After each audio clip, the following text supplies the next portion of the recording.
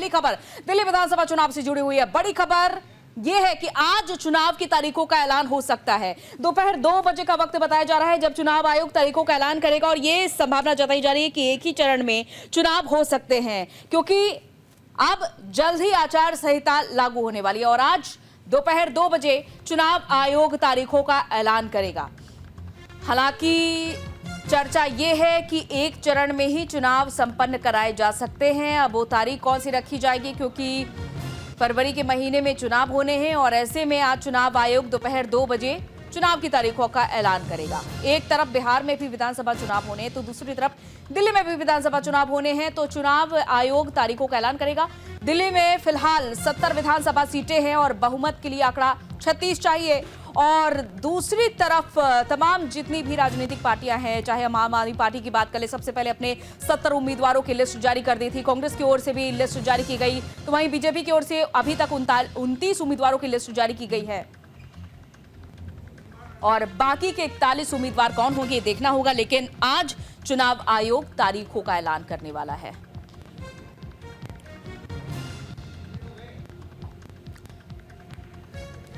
तो दिल्ली में जल्द ही चुनावी बिगुल बजने वाला है और आज चुनाव आयोग तारीखों का ऐलान करेगा। कब होगा दिल्ली में विधानसभा चुनाव, ये आज दोपहर 2 बजे पता चल जाएगा जब चुनाव आयोग तारीखों का ऐलान करेगा और ये संभावना है कि एक ही चरण में या एक ही फेज में चुनाव हो सकता है।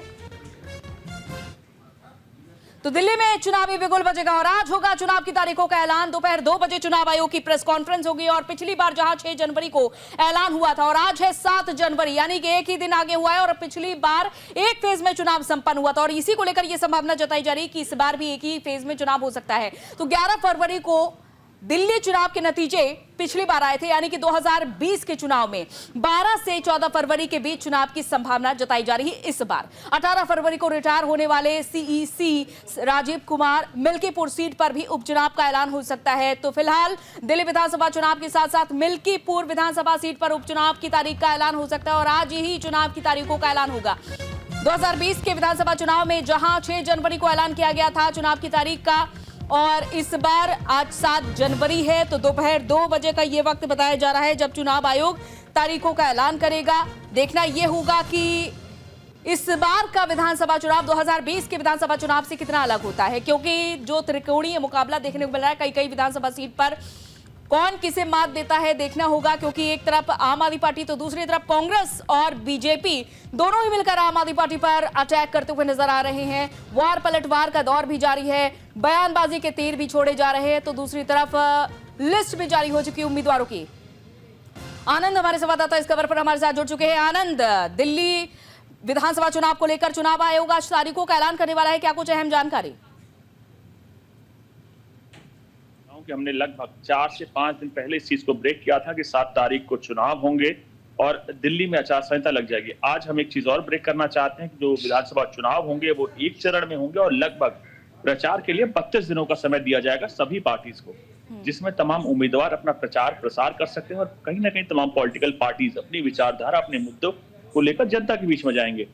हर खबर हमने सबसे पहले ब्रेक की थी और आज वो उस खबर पर मुहर लग गई है। चुनाव आयोग ने इस चीज को नोटिफिकेशन जारी कर दिया कि दोपहर 2 बजे हम दिल्ली में चुनाव की घोषणा करेंगे। दिल्ली विधानसभा चुनाव की घोषणा के साथ ही दिल्ली में आचार संहिता लग जाएगी और तमाम पावर्स चुनाव आयोग के पास चली जाएंगे। दिल्ली देश की राजधानी के साथ वो पावर सेंटर है जो सभी पार्टीज के लिए बहुत इंपॉर्टेंट है, क्योंकि देश की राजधानी के मुद्दों को लेकर तमाम चीजें दुनिया भर की नजर इस राजधानी पर रहती है। उसको लेकर बीजेपी, कांग्रेस, आम आदमी पार्टी तीनों ने पूरी कोशिश की है कि इस बार जनता के बीच में ज्यादा से ज्यादा जा सके। और अगर बीजेपी की बात करें, बीजेपी ने इसको लेकर स्ट्रैटेजी पहले ही लोकसभा चुनाव में चली थी, इसके बाद अब तमाम अपने बड़े नेताओं को विधानसभा चुनाव में उतारा जा रहा है। जिस प्रवेश विदुड़ी की बात की जाए, प्रवेश वर्मा की बात की जाए, मीनाक्षी लेखी की बात की जाए और तमाम बड़े नेता जो अलग अलग दायित्व पर थे उनको विधानसभा चुनाव पर उतारा जा रहा है। कहीं ना कहीं बड़ा दिन है दिल्ली के लिए और आज दोपहर 2 बजे के बाद जैसे ही चुनाव आयोग घोषणा करता है उसके बाद पूरी राजनीति एक ऐसे रण की तरफ बढ़ जाएगी जहां तमाम पार्टीज अपने अपने मुद्दे, अपने अपने विचारधारा के साथ जनता के बीच में जाएंगे। और अब ये तो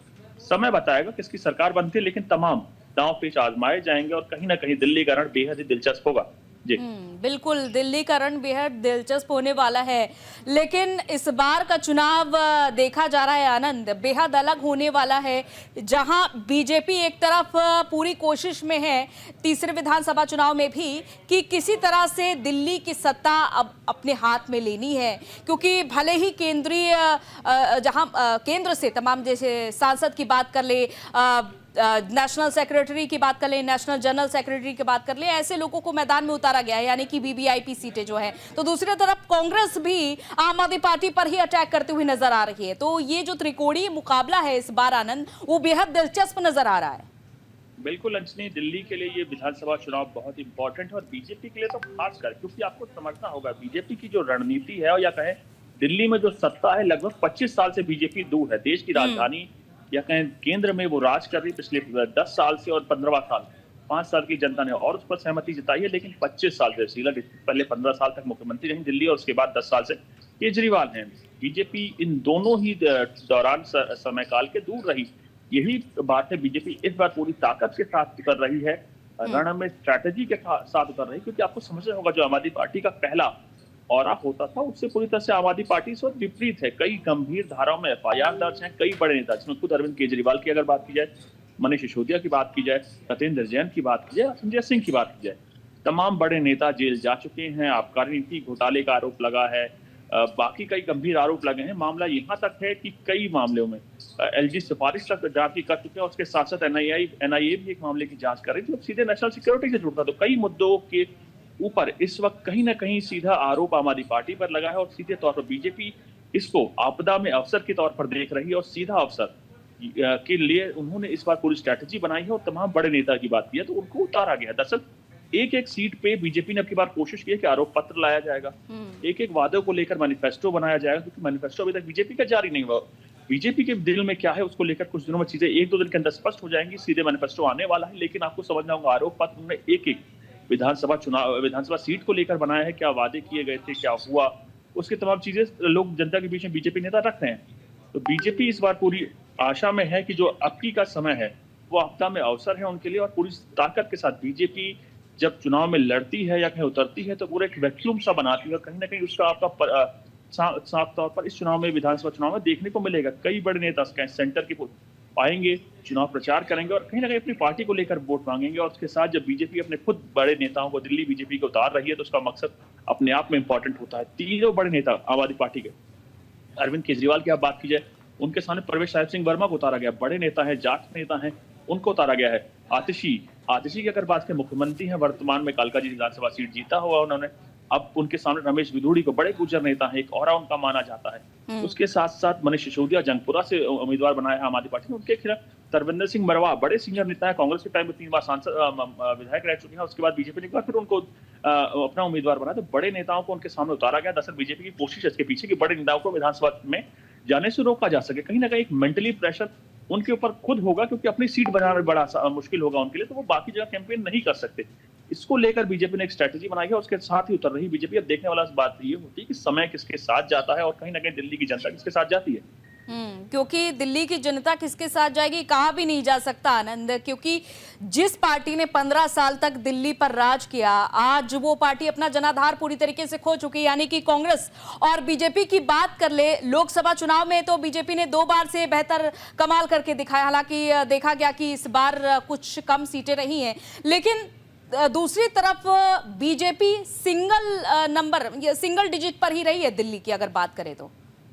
देखिए, अब की बार का समीकरण पूरी तरह से अलग है, क्योंकि आपको समझना होगा कांग्रेस की जो वर्चस्व इस वक्त है दिल्ली में, उसके ऊपर कई चीज डिपेंड करती हैं। चाहे आप विधानसभा चुनाव की बात की जाए, कांग्रेस कितना स्ट्रांग होगी उससे सीधे तौर पर फायदा बीजेपी को होगा, क्योंकि जो कांग्रेस कमजोर हुई है उसके सीधे तौर पर फायदा आम आदमी पार्टी को हुआ, क्योंकि जो तमाम वोटर्स हैं, उसके तमाम कैडर है, वो सारा आम आदमी पार्टी की तरफ शिफ्ट हो गया। अब कांग्रेस कहीं ना कहीं इसको लेकर हाथ पांव मार रही है कि अपने कैडर को वापस मजबूत किया जा सके, अपने उम्मीदवारों को जिताने को लेकर हर संभव प्रयास किया जा सके। देखो, कांग्रेस ने भी इसको लेकर कई स्टेप उठाए हैं अपनी पार्टी को मजबूत करने को लेकर दिल्ली में। चाहे आप संदीप दीक्षित की बात किया, संदीप दीक्षित को नई दिल्ली से उतारा गया है, खुद केजरीवाल के सामने सांसद रह चुके हैं, बड़े नेता हैं संदीप दीक्षित, और खुद शीला दीक्षित के पुत्र हैं।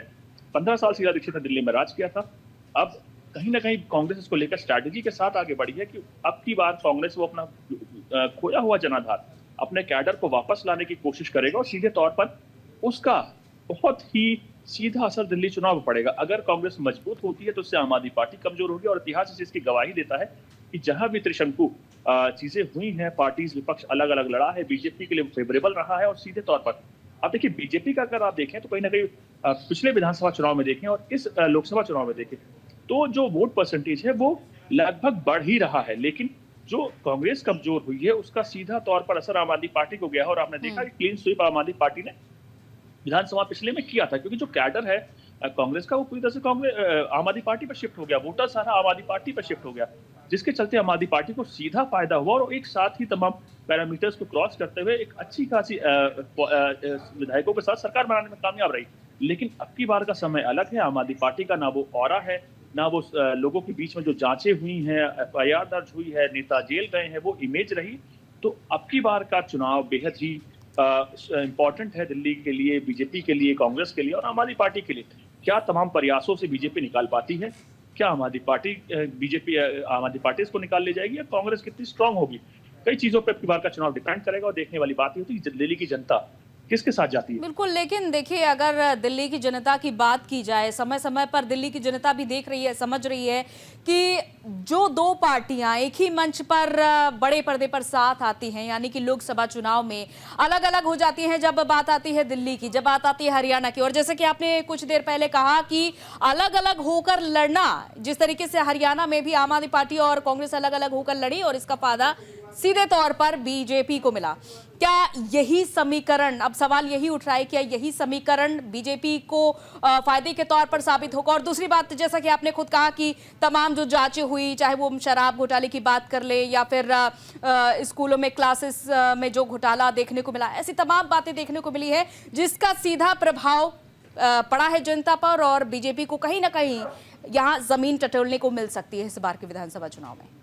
देखिए अंजलि, अब की बार के समीकरण पूरी तरह से विपरीत होंगे पिछली विधानसभा चुनाव को। पिछले विधानसभा चुनाव में कांग्रेस इतनी मजबूत नहीं थी, उसका सीधा असर इस विधानसभा चुनाव में पड़ेगा।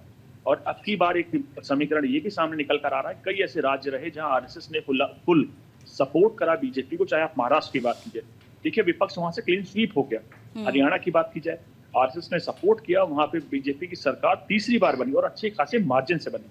अब की बार भी आरएसएस का दिल्ली को लेकर स्पेशल प्लान है, लगभग 2000 की ज्यादा गोष्ठियां की जाएंगी। गोष्ठियों का मतलब ये होता है कि छोटी छोटी संख्या में लोगों से मिला जाएगा, उनको आरएसएस के लोग समझाए जाएंगे और आरएसएस का एक अच्छा खासा कैडर है। चाहे आप दिल्ली की बात की जाए, चाहे देश के अलग अलग हिस्सों की बात की जाए, अब बीजेपी की एक बैकबोन है आरएसएस, और आरएसएस इस बार फिर पूरी तरह से बीजेपी के सपोर्ट में आ चुका है। पहले ही ऐलान कर दिया गया है, जिससे जो तमाम भ्रांतियां थी, जो लोकसभा चुनाव में भ्रांतियां सामने निकल कर आई, वो इस बार ना रहे। पहले ही आरएसएस ने इस चीज का ऐलान कर दिया कि 2000 से ज्यादा गोष्ठियां की जाएंगी, मतलब सभाएं की जाएंगी बीजेपी के पक्ष में। तो आप इस चीज को जानती हैं कि आरएसएस का एक अच्छा खासा कैडर है, और आरएसएस जब भी जिस चुनाव में खुलकर बीजेपी के सपोर्ट में आता है तो उसका सीधा तौर असर मार्जिन पर दिखता है। और इसी को लेकर बीजेपी इस वक्त पूरी तरह से कहीं ना कहीं खुश है या कहीं अग्रेसिव है, और यही कारण है कि बीजेपी आरएसएस के साथ तमाम चीजों को लेकर बीजेपी आगे बढ़ रही है। और उसके साथ साथ कोशिश ये की जा रही है कि कांग्रेस के साथ जो तमाम आम आदमी पार्टी, देखिए ऐलान अभी गठबंधन का भरसक ना हो, लेकिन बीजेपी को चीज की मंशा है कि आम आदमी पार्टी और कांग्रेस चुनाव के बाद हो सकता है कि दोनों एक साथ गठबंधन कर लें, लेकिन बीजेपी इस बार इस ओर आगे बढ़ रही है कि तमाम चीजें अपने अनुरूप यानी फुल मेजोरिटी के साथ सरकार बना सके, और उसको लेकर ही तमाम कवायद की जा रही है। आरएसएस चुनाव के तमाम गोष्ठियां करेगा। बिल्कुल, देखिए आनंद, जैसा कि आप बता रहे हैं, आरएसएस की पूरी कोशिश है कि बीजेपी के पक्ष में माहौल बनाया जाए। जैसा कि आपने खुद जिक्र किया कि पिछले विधानसभा चुनाव हरियाणा और महाराष्ट्र में भी कुछ ऐसे देखने को मिला था, लेकिन अब इस पर भी लोगों का इंतजार है कि आखिर बीजेपी की जो अगली लिस्ट होगी उसमें आखिर कौन कौन से चौंकाने वाले चेहरे सामने लाती है बीजेपी, क्योंकि हमेशा ही बीजेपी की ओर से जब भी कोई कदम उठाया गया है चौंकाने वाला ही फैसला देखा गया है। चाहे हम राजस्थान की बात कर ले, मध्य प्रदेश की बात कर ले, छत्तीसगढ़ की बात कर ले, अब जब दिल्ली विधानसभा चुनाव की बात आ रही, क्योंकि आम आदमी पार्टी लगातार बीजेपी से पूछ रही है कि कौन है दूल्हा, कौन आखिर चेहरा होगा मुख्यमंत्री का, क्योंकि वीडियो भी जारी किया गया था आनंद इसको लेकर के। अब सवाल यही उठ रहा है कि आखिर बीजेपी की ओर से कौन लड़ने वाला है चुनाव। देखिए, अगर अंजलि बात की जाए तमाम चुनाव को, जो इस बार सेकंड लिस्ट में जिनका नाम आ सकता है उनमें कपिल मिश्रा है, जयप्रदा है जो एक्टर है, उनको भी बीजेपी नॉर्थ ईस्ट दिल्ली से किसी सीट पर उम्मीदवार बनाया जा सकता है। और उसके साथ साथ कई बड़े नेता हैं जिनको आप जानती हैं, और प्रोफाइल कपिल मिश्रा की बात की जाए, हिंदू हृदय सम्राट हैं, कहीं ना कहीं अपने तीखे तेवरों के या कहीं ना कहीं भाषणों के लिए जाने जाते हैं और हिंदुओं की अक्सर बात करते हैं। बड़े नेता हैं, दिल्ली में उपाध्यक्ष है दिल्ली बीजेपी में, उनको करावल नगर से टिकट दिया जा सकता है, जयप्रदा को टिकट दिया जा सकता है। ऐसे कई बड़े नेता हैं जिनको सेकंड लिस्ट में टिकट दिया जा सकता है। दरअसल बीजेपी ने कोशिश की है कि एक एक सीट पर, मैं आपको बताऊं, जब मैं बीजेपी को कई बार से कवर कर रहा हूं तो एक चीज समझता हूं कि ये चुनाव और अगले चुनाव में अंतर रहा। बीजेपी ने अब की बार कई अलग स्ट्रैटेजीज अपनाई है इस विधानसभा चुनाव को लेकर। अगर बात की जाए, देखिए प्रदेश अध्यक्ष नाम मांगे गए हैं एक एक सीट पर, एमपी से नाम मांगे गए हैं एक एक सीट पर, उसके साथ जो सर्वेस कराए गए हैं, नेशनल से सर्वेस करने गए हैं एक एक विधानसभा सीट पर कि किसकी ज्यादा जीतने की पॉसिबिलिटी है। नेशनल के सर्वेस हुए हैं, एचएम ने अपने सर्वेस करवाए हैं, तो तमाम 4 सर्वेस को वहां रखा जा रहा है। और आलम यह है कि बीजेपी इस बार जो स्ट्रैटेजी कर रही है पहली की तरह अलग है पूरी तरह से, और कहीं ना कहीं नेशनल यानी बीजेपी आला कमान इस बार पूरी तरह से हावी है और कहीं ना कहीं एक एक सीट पर उनकी अपने जो सर्वेस हुए उसके अनुसार टिकट दिया जा रहा है। नेशनल ने पूरी तरह से इस चुनाव को अपने चीजों को आगे बढ़ाने को लेकर एक एक चीज, एक एक पैरामीटर्स को देख रहा है नेशनल। और दिल्ली बीजेपी के हाथ इस वक्त कहें पूरी तरह से ज्यादातर चीजों को लेकर खाली है और सीधे बड़े नेता इस चुनाव में उतर रहे हैं या कहीं उतारा गया है उस स्ट्रैटेजी के तहत, और उसी को लेकर जीत यानी सुनिश्चित की जा सके। एक एक सीट पर तमाम सर्वेस हुए हैं, पार्टी के नेताओं ने दिए हैं, प्रदेश अध्यक्ष ने दिए हैं, सांसद ने दिए हैं, उनके बाद ही जो सर्वेस हुए हैं यानी जीत की पॉसिबिलिटी 100% रखना चाहती है बीजेपी। और जो बड़े नेता बाकी पार्टी से आए हैं उनको भी टिकट दिया जा रहा है क्योंकि तमाम चीजें पहले बात हो चुकी थी और सर्वेस देखें तो उनके फेवर में और आनंद, अभी एक पोस्टर भी बीजेपी की ओर से रिलीज किया गया था और इसमें लिखा गया था, साफ संदेश था कि दिल्ली वालों के दिल में है मोदी, यानी कि साफ तौर पर अभी, क्योंकि पिछले विधानसभा चुनाव दिल्ली की बात कर ले तो मनोज तिवारी की बेहद ज्यादा सक्रियता देखी गई थी, लेकिन मनोज तिवारी इस बार के विधानसभा चुनाव में कहीं कम, पिछली बार की तुलना में तो कम सक्रिय ही दिख रहे हैं। अब इस बार पीएम नरेंद्र मोदी के चेहरे पर क्या दिल्ली में भी विधानसभा चुनाव लड़ा जाएगा, सवाल यही है और संकेत भी यही स्पष्ट तौर पर नजर आ रहे हैं बीजेपी की ओर से। देखिए, पहली बार नहीं हो रहा है, बीजेपी कोई सीएम कैंडिडेट नहीं दे रहा है, इससे पहले भी कई बार हो चुका है। देखिए, बीजेपी का मतलब किसी एक सिंगल नेता से मतलब नहीं होता, बीजेपी मतलब वो फूल होता है, वो कमल है। आप देखिए कई ऐसे चुनाव पिछले भी विधानसभा चुनाव में लड़े जा चुके हैं जिसमें सीएम का चेहरा नहीं था, बाद में बनाया गया। चाहे आप राजस्थान की बात की जाए, चाहे छत्तीसगढ़ की बात की जाए, तमाम बड़े स्टेट्स हैं, तो उनको देखते हुए आपको समझना होगा बीजेपी की स्ट्रैटेजी अक्सर रहती है कि एक साथ चुनाव लड़िए, तो जब आपके फेवरेबल में तमाम चीजें आ जाते हैं, आंकड़े आ जाते हैं, जादुई आंकड़ा आपके पास आ जाता है, तो उसके बाद किसी एक कार्यकर्ता को मुख्यमंत्री बनाइए। तो ये पहली बार नहीं है, टेस्टेड फॉर्मूला है बीजेपी का। और प्रधानमंत्री, उसमें कोई दो राय नहीं है, देश के सबसे बड़े पॉपुलर नेता है और कहीं ना कहीं उनके नाम पर बीजेपी को वोट मिलता है। यही कारण है कि बीजेपी उनको पूरे देश में अपना ब्रांड एम्बेसडर बना के सबके सामने रखती है, उनकी सोच को सबके सामने रखती है, उनकी विचारधारा को सबके सामने रखती है। और कहीं ना कहीं उनके जो करे हुए काम है, आप देखिए 10 साल से सरकार में है, जनता ने उनको समर्थन दिया है और ना कि दिल्ली से पूरे देश भर से समर्थन मिला। यही कारण है कि वो सरकार में है, उसी को बीजेपी समझती है। सबसे नेता बीजेपी ने अपने सबसे सर्वोच्च नेताओं को सबसे आगे रखती है, उन्हीं की। लेकिन दूसरी तरफ आनंद, अगर आम आदमी पार्टी की भी हम बात कर लेते हैं, क्योंकि आम आदमी पार्टी की ओर से भी समय समय पर कई तरह के इमोशनल कार्ड खेले गए हैं, कैसे जनता को इमोशनली कनेक्ट करना है ये भी आम आदमी पार्टी बखूबी जानती है। अभी बीते कल की ही बात कर लीजिए, जैसे सीएम आतिशी एकदम से रो पड़ी थी प्रेस कॉन्फ्रेंस के दौरान, क्योंकि बयानबाजी के जो तीर छोड़े गए हैं रमेश बिधोड़ी की ओर से, उसको भी कहीं ना कहीं इमोशनली कनेक्ट करने की कोशिश की गई आम आदमी पार्टी की ओर से। और इससे पहले भी केजरीवाल ने सीट अपनी छोड़ दी, सीएम आतिशी को सौंप दी। उन्होंने कहा कि जब तक दिल्ली की जनता नहीं चाहेगी तब तक मैं नहीं बैठूंगा कुर्सी पर, जब दिल्ली की जनता चाहेगी तभी बैठूंगा। इस तरीके से इमोशनल कार्ड खेला गया है आम आदमी पार्टी की ओर से भी समय समय पर। अंजलि, आपको समझना होगा कि दिल्ली के नेता बयानबाजी, आम आदमी पार्टी के नेता बयानबाजी कुछ भी करें, लेकिन असलियत ये थी कि कोर्ट ने टर्म्स एंड कंडीशन लगाई थी जिसमें ये था कि वो दिल्ली के मुख्यमंत्री के कार्यालय में नहीं जा सकते थे, सीएम रहने के नाते कोई फाइल साइन नहीं कर सकते थे। और आपने देखा कि आलम ये था कि दिल्ली के कूड़ों का ढेर हो चुका था और कई ऐसे कार्य थे जो लंबित चल रहे थे, जिसके चलते कहीं ना कहीं आम आदमी पार्टी की किरकिरी हो रही थी। और विधानसभा चुनाव में अगर आम आदमी पार्टी से जो सीएम के तौर पर अरविंद केजरीवाल ही रहते तो मुख्यमंत्री कार्यालय नहीं जा सकते थे, सीएम के रहते कोई फाइल साइन नहीं करते थे, जिससे पूरी तरह से कहीं ना कहीं आम आदमी पार्टी या अरविंद केजरीवाल इस चीज को जानते थे कि सीधे तौर पर हार निश्चित है। तो जब कोई रास्ता नहीं बचा तो उसके बाद उन्होंने आतिशी को मुख्यमंत्री बनाया। और कहीं ना कहीं ऐसे डमी कैंडिडेट आप देखिए, आतिशी के तमाम चीजें बताती हैं, खुद अरविंद केजरीवाल उनको अस्थायी सीएम बोलते हैं, जो कि कॉन्स्टिट्यूशनली ठीक नहीं है। वर्तमान में वही मुख्यमंत्री हैं, आप एक पार्टी संयोजक है और तमाम घोषणाएं आप देखिए, महिला को लेकर घोषणा की गई वो अरविंद केजरीवाल ने की। जो नैतिकता कहती है वो कि मुख्यमंत्री को करना चाहिए और महिला की जुड़ी हुई तमाम घोषणाओं को मुख्यमंत्री के बजाय सीएम को करना चाहिए, माफ कीजिएगा अरविंद केजरीवाल की जगह पर आतिशी को करना चाहिए था। तमाम बड़ी योजनाओं का, चाहे संजीवनी योजना की घोषणा हो तो उसको अरविंद केजरीवाल ने की, लेकिन नैतिकता ये कहती है, कॉन्स्टिट्यूशनली तमाम चीजें होती हैं कि सीएम को करना चाहिए था, जो आतिशी हैं, जिसको लेकर बाद में ऐड निकल कर सामने आया, उन्हीं के विभाग ने ऐसी कोई योजना को लेकर इनकार कर दिया। आप महिला को लेकर जो योजना की गई है अनाउंस में देखिए, जो फॉर्म भरवाए जा रहे हैं उसमें ना तो कोई अकाउंट की डिटेल दी जा रही है, ना किसी प्रकार की प्रॉपर जानकारी दी जा रही है, जो पैसा आएगा वो कैसे आएगा। तो कई ऐसी योजनाओं जिसको लेकर लगातार सवाल उठ रहा है, और जो सीएम की कुर्सी उन्होंने छोड़ी उसके पीछे कई कारण थे। सुप्रीम कोर्ट एक बड़ा कारण था, जो टर्म्स एंड कंडीशन लगाई गई थी, जिसके बाद कहीं न कहीं आम आदमी पार्टी को लगता था कि हाँ सुनिश्चित है, इसलिए अरविंद केजरीवाल हटकर आतिशी को मुख्यमंत्री बनाया गया। और सीधे तौर पर आप देखिए, अरविंद केजरीवाल अभी भी उनको एक टेम्परेरी सीएम ही कह रहे हैं, जिनका कहना यह है कि अगर चुनाव जीते तो उसके बाद वो मुख्यमंत्री होंगे। तो चीजें आपके लिए बहुत स्पष्ट हैं, डाटा आप देखिए तमाम तौर पर आपके सामने है। बाकी नेताओं की जबान है, वो बोलने कुछ भी कर सकते हैं। जी बिल्कुल, चलिए बहुत बहुत शुक्रिया आनंद तमाम जानकारी के लिए। और देखना होगा कि 2 बजे चुनाव आयोग की ओर से जब प्रेस कॉन्फ्रेंस की जाएगी, किन तारीखों का ऐलान किया जाता है।